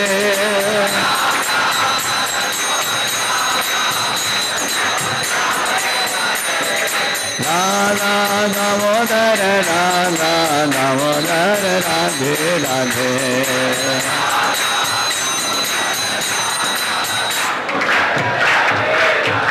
So, in this way they are saying that, Vani Gunan Katane Shavana Kataya, my dear Lord, instead of using our, how is that was? So, instead of using our eyes to see nude women, now let us use our eyes to see your spiritual beauty. Instead of using our eyes to, using our hands to carry the liquor bottles, now we will carry a garland to offer you. Using our mouth to sing duet songs, instead of that we will sing your spiritual songs like what we were singing now. So, in this way, they offered many, many wonderful prayers they are offering, you see. May our minds always think of you. May our head always offer namaskar to you. In this way, when they offered prayer, Krishna blessed them and told them that now you both have become a pure devotees and you go back to heaven and live with your father peacefully. Don't go to Mandakini Ganga and do nonsense like before. Now you are pure, you will not do such things now. You have developed a higher taste by seeing me. And then the Lord said, at the end of your life, you will come back to me from Bhuloka to Goloka. You will attain my abode. Now some people ask, why the Lord didn't send them to Goloka immediately? Because the Lord wanted them to preach in heavenly planets to some more devatas also. Because some more fellows may go to do mischief so that they can be saved. These fellows can tell, hey, I did some nonsense, I got into trouble. And now by Narada's mercy, I was delivered. So you don't do the same wrong thing. So they can preach. Due to that, Lord sent them to heavenly planets. In this way, now, he said, Narada Muni is very merciful. He has shown favor to both of you. When one is face to face with the sadhu, one will no longer be subject to material bondage. Prabhupada writes there in the purport. So, therefore, we all need a pure association, good association. Oh, Nirakur Manigriva, now you may both return home. All your desires will be fulfilled and you will never fall down from that position. They circumambulated the Lord and returned to their homes. So, the lesson we learn is, the pride stems from intoxication with wealth. Due to that, people do violence of killing animals, innocent animals. They do illicit sex, they become addicted to wine, and they speak loosely. They become shameless to have nude bodies. Do you think very poor people are nude or rich people are nude? Yeah. Rich people have money, but they don't want to buy dress. They want to reduce the dress in the body. Then they'll become trees in the next life. We have a bright future for the earth, more greenery. More trees. Isn't it? So, that is why our Prime Minister of India planted 8 crore plants on one day. I think many fellows are becoming trees now. Is represented by Tamil Nadu trees. So one should give up such false pride. So, this pastime is sung in this very beautiful song, and one of the paragraph of Damodar Ashtakam. Kuveratmajau baddha mutyaiva yadvad Tvayamastitau bhakti bhajau kritau tat.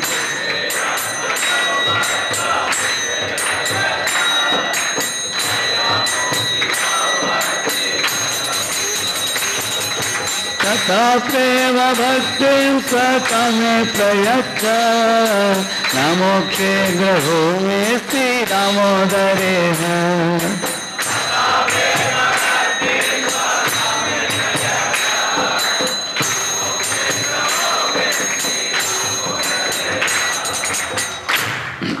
So you have mic, who has the mic with you? You can read this translation. O Lord Damodar. O Lord Damodar, just as the 2 sons of Kuvera, Manigriva and Nalakuvera, were delivered from the curse of Narada and made into devotees by you, in your form as a baby tied with rope to a wooden grinding mortar.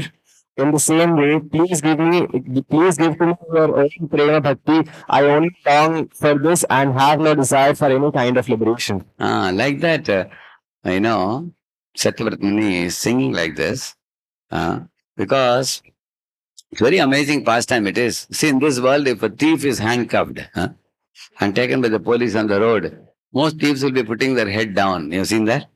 They don't like to show their face to the public, or sometimes they cover their face also. But Krishna is now, in one sense, handcuffed by being tied to the grinding mortar, and he is coming in the open area. And when he was delivering Nalakur Manigrave, many devatas are watching from the sky. Was Krishna feeling shy? See, if any of you is bound by rope to a grinding mortar, will you feel shy or not? Correct, no? But Krishna didn't feel shy. In fact, after delivering Nalakur Manigrave out of the two trees, Krishna was looking up and all the devatas were taking darshan of Krishna. Acharyas have said why Krishna did that. He wanted to tell the devatas, you devatas, you are all very pious, but you also have a desire to control in this world. You have a desire to serve, but you also want to control also. Like Indra has a desire to control and serve. But look at Yashoda, out of her pure love, she has bound me with the ropes. So I become subordinate to the love of my pure devotee. So learn from Yashoda how to become a pure devotee. Like that Lord is teaching to the devatas. Therefore he agreed to be bound by Yashoda's ropes. At the same time he delivered Nalakur Manigrave. Another important lesson, in this world, imagine your hands legs are tied. Another fellow's hands legs are tied. Can you save him? You cannot. But here Lord is bound already, but he is delivering Nalakur Manigrave. How amazing pastime it is, isn't it? These two fellows got liberated and they went to heaven and Lord is still bound by the ropes. Because that rope is not ordinary rope, it's rope of love, tied by Yashoda. Therefore, Lord did not remove it. He agreed to be bound in the rope. So another interesting observation in this pastime, when Krishna went between the two trees and he pulled the grinding mortar, what I expected was that grinding mortar will remain on this side only, and Krishna will, that rope will get cut, and Krishna will come from the other side with, like a tail-like rope from behind. Because I was a mechanical engineer, so I thought that's the way it will happen. I was thinking. So I asked many devotees how the rope didn't break and grinding mortar, should have remained this side. And realistically speaking, how can a grinding mortar knock down two trees? Correct, no? It doesn't, from mechanical engineering point of view, it doesn't appear to be a feasibility, possibility, I said. Devotee said, shh, it's offense to talk against the Lord's pastime. You should not say anything. I asked many devotees, many couldn't give answer. When I read Vishwanath Chakravarti Thakur's commentary, there I got the answer. There he says, the rope was specially empowered by Krishna to become so strong, to be able to knock down the two trees. So the rope didn't get cut. Which means Krishna can empower any of us to do some great activity, like this rope was able to turn down the two trees. Correct, no? So therefore, one should become a devotee of Lord Krishna and pray to him for empowerment, to be able to serve him. So the rope served him by knocking down the two trees. So in this way, this song about Krishna Damodarashtakam, one of the paragraphs, this pastime comes here, as you read. He's saying that, oh Lord, you delivered this Nalakur and Manikriv in this Balagopal form of Radha Damodar. Please give me your Prema Bhakti, because Yashoda had abundant love for you, motherly love for you. So let me have a small drop of that love and let me simply see this Balagopalam form, and I am not attracted to anything else, like that he says. So this is a, what do you call it, revision. Who are Nalakur Manikriv? And who is Kubera? And also he is a great devotee of Lord Shiva. Okay. And Narada Muni cursed. Why he cursed?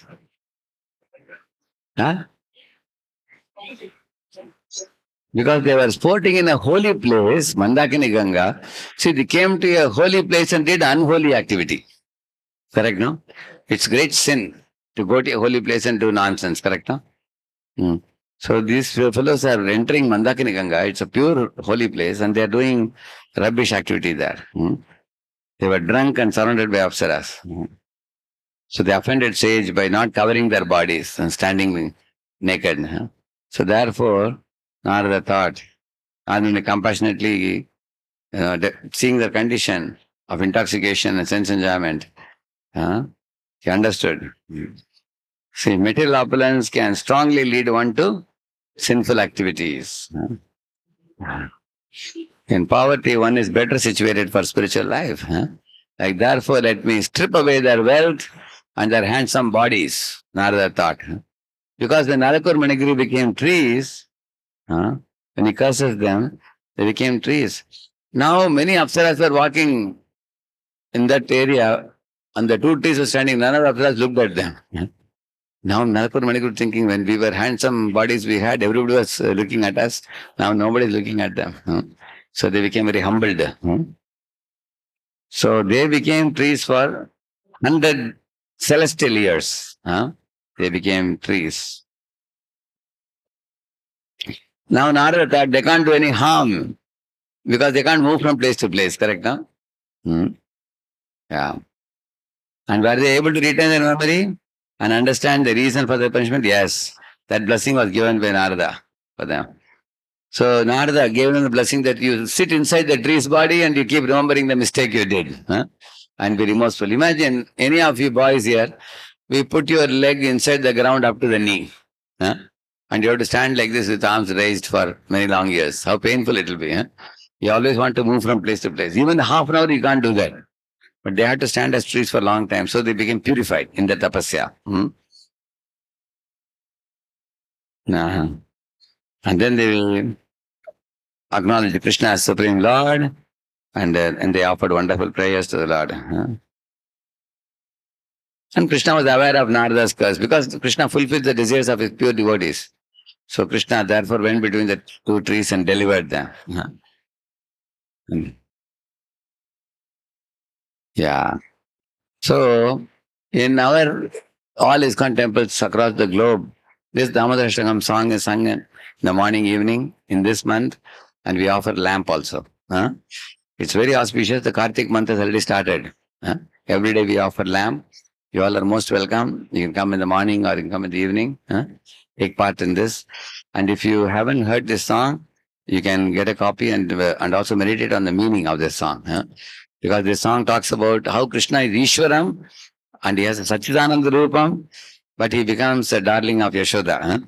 And how he becomes captured by Yashoda and bound by Yashoda with her love. And every paragraph is a very sweet song and deep meaning. You can meditate on that. For how many of you, this is the first Kartik month in this temple for you? First Kartik month. Yeah, almost half of you. It's a very nice opportunity. Kartik month is the month which is Radharani's month.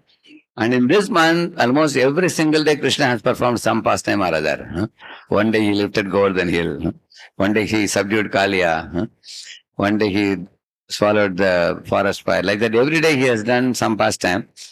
So, one of the days, Diwali day is the day when Krishna did this pastime. When he was stealing butter and feeding the monkeys and everything like that. So, this is 8 paragraphs. We call it as Ashtakam. It's a very beautiful song it is. And so, we sing it every day. You are most welcome. Shilpapad ki, Yantrat Srimad Bhagavatam ki, Gaur Bhakta Vrinda ki. Thank you very much. Any question? One question, anybody?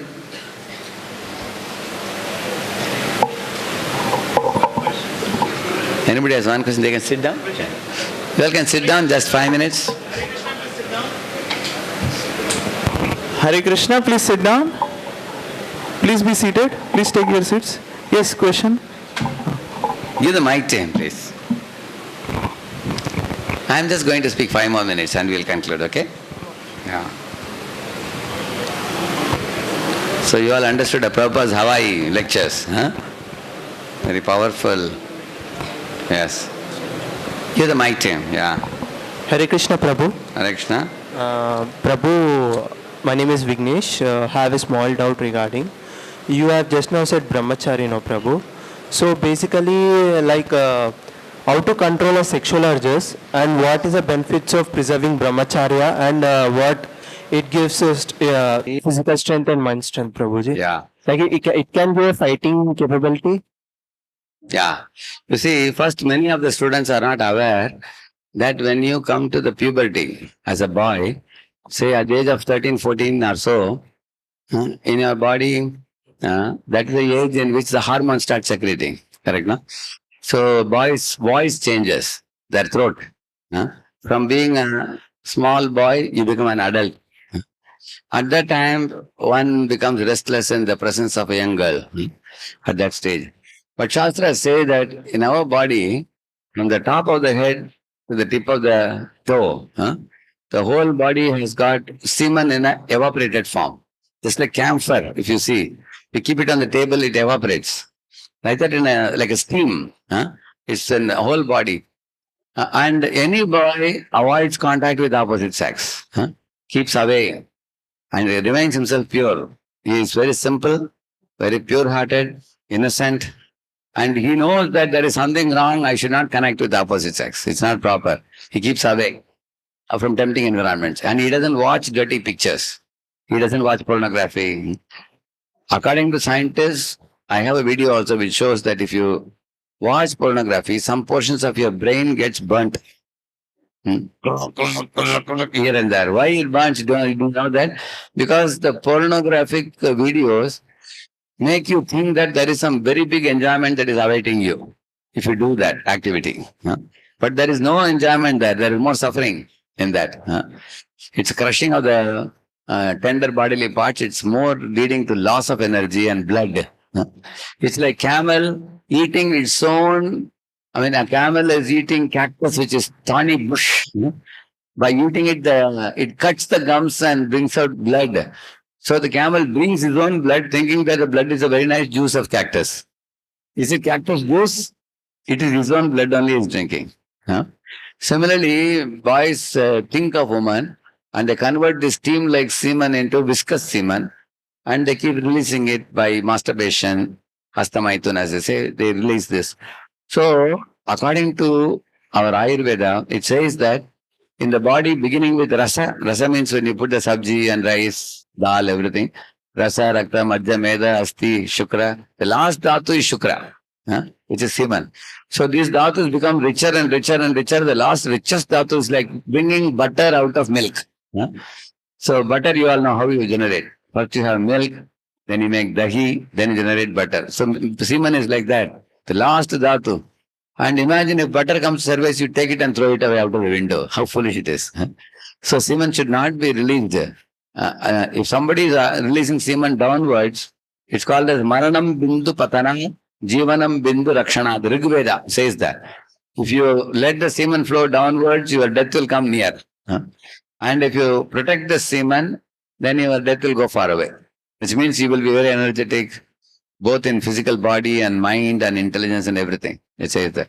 So intelligent, saintly people, they will preserve the semen by not even contemplating on the opposite sex unnecessarily and keeping themselves away from opposite sex, keeping themselves busy with spiritual activities.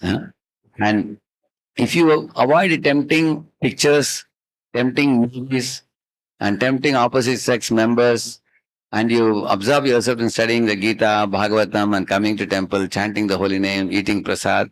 So these things will take care. Plus, our eating should not be extremely spicy and extremely hot because that melts the semen and brings it down. And one should not eat it too heavy at night. That applies pressure on the pelvis and that causes semen to flow down also. First of all, one should not allow the evaporated semen to convert into viscous semen. Like steam shouldn't become like water. If it becomes like water, then only it can come out. So we keep the evaporated semen in the evaporated state itself by keeping our life pure. And one more thing we should know, woman's body, although it's very attractive, it is not much different from a man's body. Man's body, woman's body, all bodies are made up of Panchamahabhuta. You all agree? And all bodies are made up of bile, mucus and air. For example, here you eat nice gulab jamun food, but backside when stool comes, it's very nasty. Here you drink very nice water, but when urine comes, nasty smell. Here you put nice fresh air, you breathe, but backside when the same air comes out, it's nasty smell. So this bile, mucus, air, this is the three things in every body, human body, whether female or male. There is nothing very great about woman's body. But it is our imagination thinking there is something there, but nothing is there. Just like onion, if you keep on removing onion, something is there inside. Finally you find that nothing. When you open. Similarly, that some people will realize it only after marriage.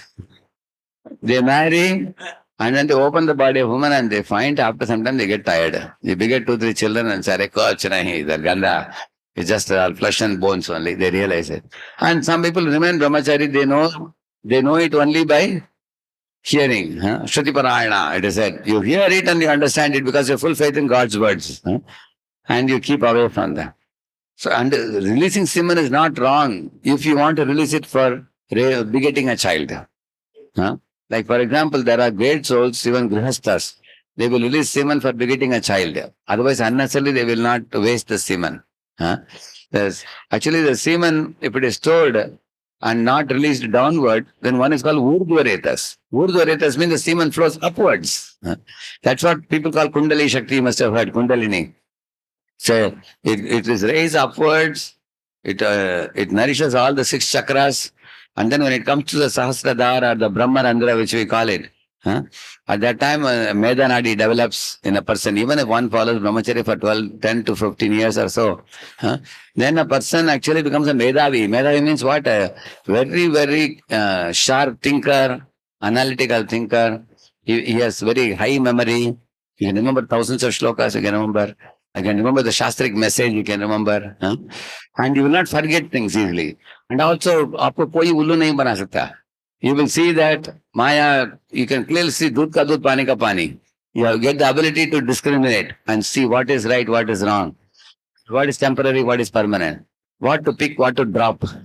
That discriminating buddhi comes, and also memory power, dharana shakti, viveka buddhi, all these things increase more and more.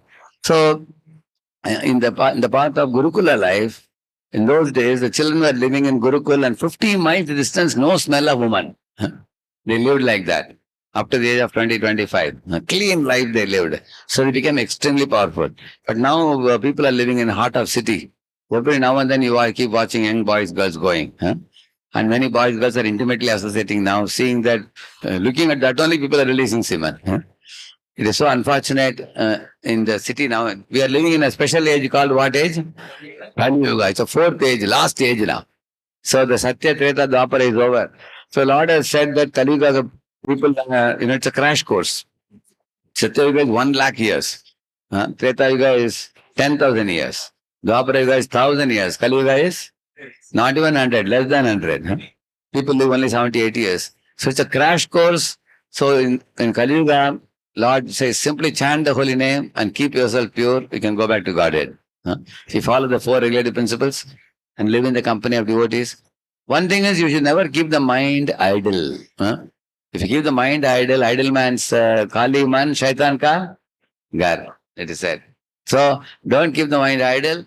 You come to temple, there are a lot of activities. ISKCON has kirtan, dancing, deity worship, chanting, studying Prabhupada books, going out and distributing Prabhupada's books, Harinam Sankirtan, Prasadam distribution, cooking in the kitchen, preaching in the colleges. We have hundreds of activities to do. So in this way, when we become bustling with activities spiritually, then we can withdraw our mind from sex.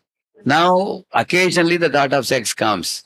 One should not sit and keep thinking like this. One should not think. Immediately get up, go and take a shower, or take a long breath, and then chant or sing a song, and then divert your attention, and the thought will go away. And also, when you study the Shastra, your understanding about what is this so-called attraction, Prahlad Maharaj explains, you will come to know. Yanmai tunadi grihamedi sukham gi tucham. He's saying tucham. He's saying. It's like an itching sensation. When you get an itching sensation in the body, don't scratch. If you scratch, bleeding will happen. Little bit tolerated. Correct, no? Then it will go away. One of the days, I went to an ISKCON temple. Morning, they told me to carry Prabhupada deity, and told me to go around 3 times. So when I carried Prabhupada deity, suddenly I felt some itching sensation here. But my both hands are holding Prabhupada.